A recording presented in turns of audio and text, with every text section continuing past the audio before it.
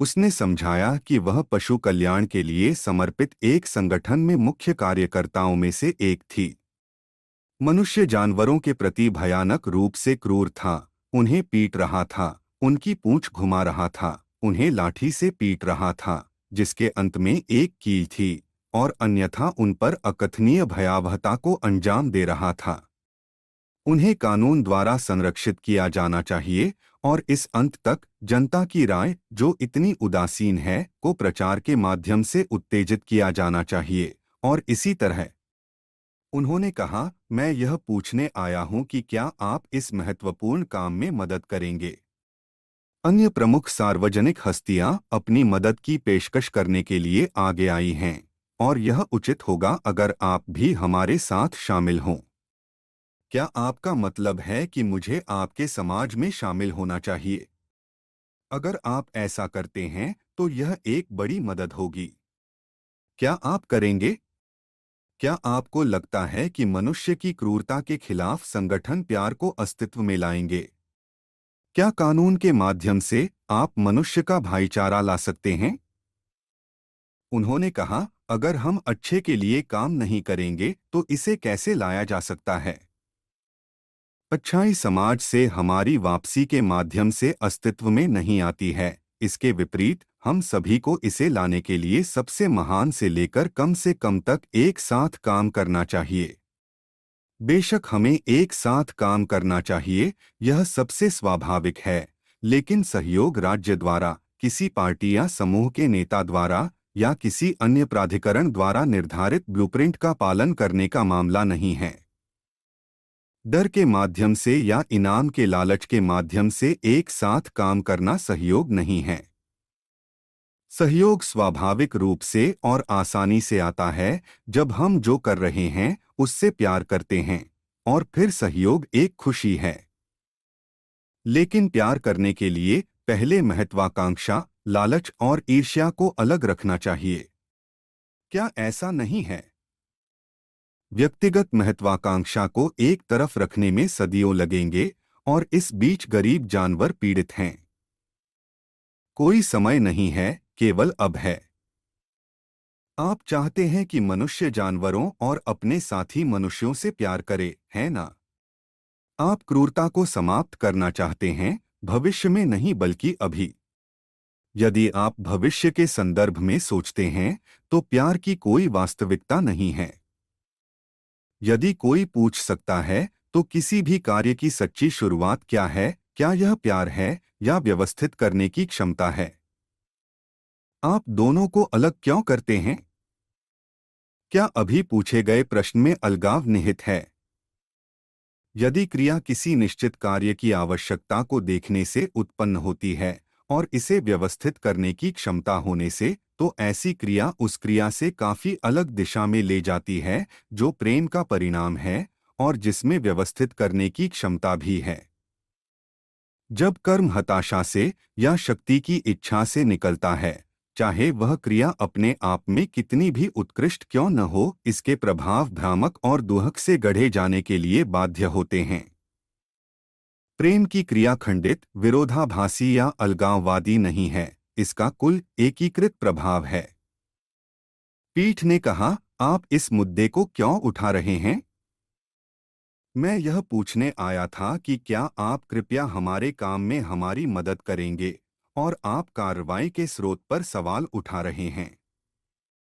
यदि कोई पूछ सकता है तो एक संगठन लाने में आप, मुझे लगता है कि यह काफी स्पष्ट है। मैं देखता हूं कि गरीबों के साथ कितना भयावह व्यवहार किया जाता है, और मैं इस क्रूरता को समाप्त करने के लिए कानून और अन्य माध्यमों से मदद करना चाहता हूं। मुझे नहीं पता कि इसके अलावा मेरा कोई मकसद है या नहीं। शायद मेरे पास है।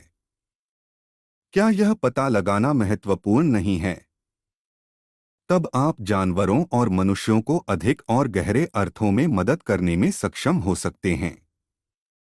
क्या आप इस आंदोलन का आयोजन किसी के होने की इच्छा से, अपनी महत्वाकांक्षा को पूरा करने के लिए, या हताशा की भावना से बचने के लिए कर रहे हैं? आप बहुत गंभीर हैं, आप चीजों की जड़ में जाना चाहते हैं, है ना? मैं भी स्पष्ट हो सकता हूँ। एक तरह से मैं बहुत महत्वाकांक्षी हूँ। मैं एक सुधारक के रूप में जाना जाना चाहता हूँ। मैं एक सफलता बनना चाहता हूँ, न कि एक दुखी विफलता। हर कोई सफलता और प्रसिद्धि की सीढ़ी पर संघर्ष कर रहा है। मुझे लगता है कि यह सामान्य और मानवीय है। आपको इस पर आपत्ति क्यों है?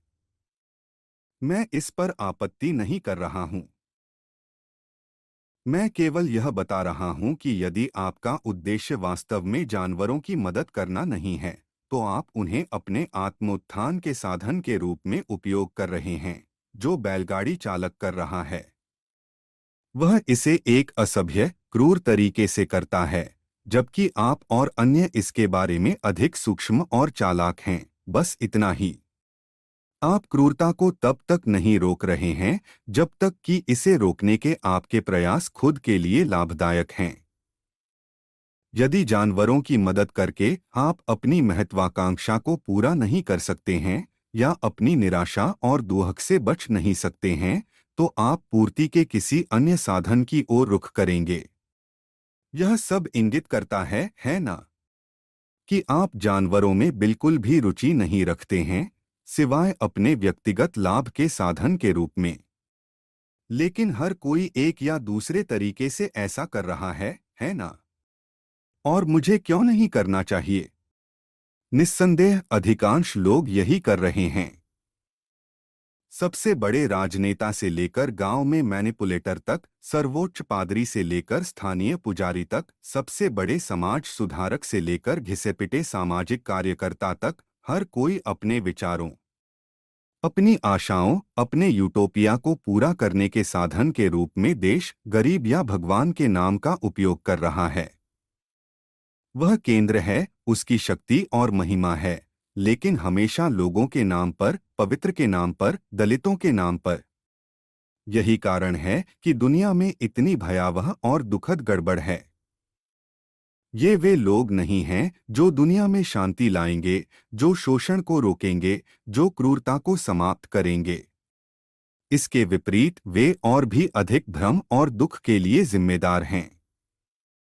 मैं इसकी सच्चाई देखता हूँ, ठीक है, जैसा कि आप इसे समझाते हैं, लेकिन शक्ति का प्रयोग करने में खुशी है, और मैं दूसरों की तरह इसके आगे झुक जाता हूँ। क्या हम दूसरों को अपनी चर्चा से बाहर नहीं रख सकते? जब आप दूसरों के साथ अपनी तुलना करते हैं, तो यह आपके द्वारा किए गए कार्यों को सही ठहराने या निंदा करने के लिए है, और फिर आप बिल्कुल भी नहीं सोच रहे हैं। आप एक स्टैंड लेकर अपना बचाव कर रहे हैं, और इस तरह हम कहीं नहीं जाएंगे। अब एक इंसान के रूप में, जो उन सभी के महत्व से कुछ हद तक अवगत है जिनके बारे में हमने आज सुबह बात की है, क्या आपको नहीं लगता कि इस क्रूरता, मनुष्य की महत्वाकांक्षा आदि के लिए एक अलग दृष्टिकोण हो सकता है? सर, मैंने अपने पिता से आपके बारे में बहुत कुछ सुना है, और मैं आंशिक रूप से जिज्ञासा से आया था, और आंशिक रूप से क्योंकि मैंने सोचा था कि अगर मैं पर्याप्त रूप से प्रेरक हो सकता हूं तो आप हमारे साथ जुड़ सकते हैं। लेकिन मैं गलत था। क्या मैं पूछ सकता हूं, मैं खुद को बाहरी और आंतरिक रूप से कैसे भूल सकता हूं और वास्तव में प्यार कर सकता हूं? आखिरकार एक ब्रह्मा होने के नाते, और वह सब मेरे खून में धार्मिक जीवन है, लेकिन मैं धार्मिक दृष्टिकोण से इतना दूर भटक गया हूं कि मुझे नहीं लगता कि मैं फिर कभी इस पर वापस आ सकता हूं। मुझे क्या करना चाहिए? शायद मैं यह सवाल पूरी गंभीरता से नहीं पूछ रहा हूं, और मैं शायद अपना सतही जीवन जारी रखूंगा, लेकिन क्या तुम मुझे कुछ ऐसा नहीं बता सकते जो मेरे बावजूद एक बीज और रत्न की तरह मेरे अंदर रहेगा? धार्मिक जीवन पुनरुद्धार का विषय नहीं है। आप जो अतीत और चले गए हैं, उसमें नया जीवन नहीं डाल सकते। अतीत को दफन होने दें, इसे पुनर्जीवित करने की कोशिश न करें। ध्यान रखें कि आप अपने आप में रुचि रखते हैं, और यह कि आपकी गतिविधियां आत्म केंद्रित हैं। दिखावा मत करो, अपने आप को धोखा मत दो। इस तथ्य से अवगत रहें कि आप महत्वाकांक्षी हैं, कि आप शक्ति, पद, प्रतिष्ठा की तलाश कर रहे हैं, कि आप महत्वपूर्ण होना चाहते हैं। इसे अपने आप को या किसी अन्य के लिए सही मत ठहराओ। सरल रहें और सीधे रहें कि आप क्या हैं। तब प्रेम बिना मांगे आ सकता है, जब आप इसकी खोज नहीं कर रहे हैं। केवल प्रेम ही मन के छिपे हुए अवकाशों से चालाक गतिविधियों को शुद्ध कर सकता है। प्रेम मनुष्य के भ्रम और दुहक से बाहर निकलने का एकमात्र तरीका है, न कि कुशल संगठनों को जो वह एक साथ रखता है। लेकिन एक व्यक्ति, भले ही वह प्यार कर सकता है, सामूहिक संगठन और कार्रवाई के बिना घटनाओं के पाठ्यक्रम को कैसे प्रभावित कर सकता है? क्रूरता को रोकने के लिए बहुत से लोगों के सहयोग की आवश्यकता होगी। इसे कैसे हासिल किया जा सकता है? यदि आप वास्तव में महसूस करते हैं कि प्यार कार्रवाई का एकमात्र सच्चा स्रोत है, तो आप इसके बारे में दूसरों से बात करेंगे। और फिर आप कुछ ऐसे लोगों को इकट्ठा करेंगे जिनके पास समान भावना है। कुछ कई में विकसित हो सकते हैं, लेकिन यह आपकी चिंता का विषय नहीं है। आप प्यार और उसकी पूरी कार्रवाई से चिंतित हैं।